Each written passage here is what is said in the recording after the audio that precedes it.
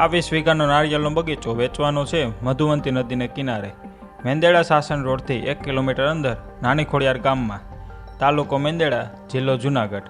આ આખો બગીચો 20 વીઘાનો છે, 15 વીઘા કાયદેસર છે અને 5 વીઘાનો વધારો છે જે બિલકુલ ફ્રીમાં વાપરવા મળે છે, એ પણ નદી કાંઠે, એટલે ટોટલ 20 વીઘા છે।